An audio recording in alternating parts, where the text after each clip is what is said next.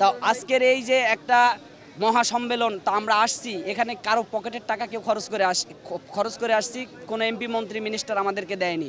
আমাদের শুধু একটাই দাবি, ডক্টর ইউনূসকে আমি একটা কথা বলতে চাচ্ছি যে এই তৌহিদি জনতার পক্ষ থেকে একটাই আহ্বান জানাচ্ছি যে এই ফিলিস্তিনের ভিসা ওপেন করা হোক।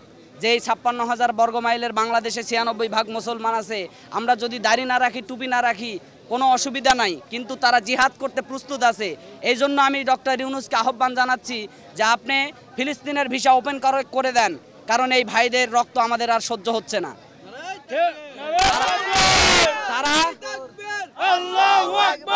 আমি ধিক্কার জানাই পৃথিবীর সবচেয়ে নিকৃষ্টতম মানব কীট ওই আমেরিকার প্রেসিডেন্ট ডোনাল্ড ট্রাম্প এবং ইসরায়েলের নেতানিয়াহু।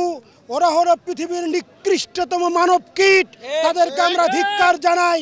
সাথে সাথে ঘুমন্ত মুসলিম উম্মাকে আহ্বান জানাই ঐক্যবদ্ধভাবে এই ফিলিস্তিনের পাশে যেন তারা দাঁড়ায়।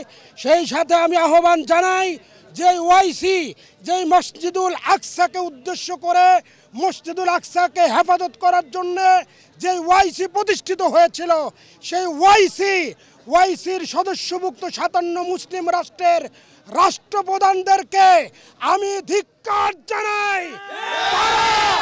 আজকে সেই মসজিদুল আকসাকে রক্ষা করার জন্যে তারা এগিয়ে আসছে না। প্রায় 55,000 আমার মুসলিম ভাই বোনের রক্তে রঞ্জিত হয়েছে যাই ফিলিস্তিন, এই ফিলিস্তিনকে রক্ষায় তারা এগিয়ে আসছে না। কোনো দেশ, কোনো মুসলিম দেশ এই পরিমাণ জনসংখ্যা হয় নাই। এক বাংলাদেশের মানুষের আবেগ, ভালোবাসা এবং প্যালেস্টাইনের প্রতি সংহতি, হ্যাঁ, এইটাই তার বহির্প্রকাশ।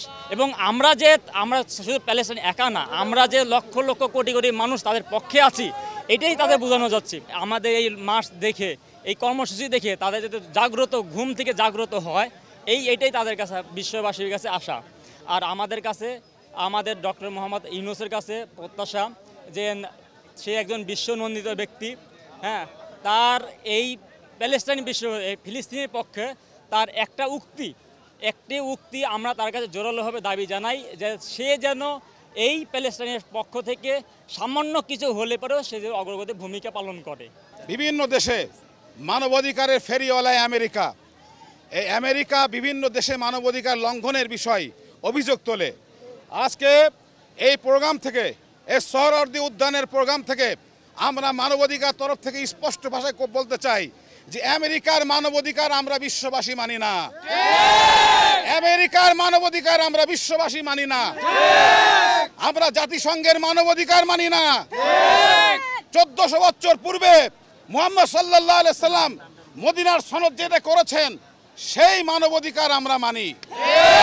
অতএব সারা বিশ্বে যেভাবে গণহত্যা হচ্ছে মুসলিমদের বিরুদ্ধে, আমরা আমেরিকা এবং ইসরায়েলের অবিলম্বে আন্তর্জাতিক আদালতে বিচারের দাবি করছি। এই হলো আজকের প্রত্যাশা, হিউম্যান রাইটস ভয়েসের প্রত্যাশা।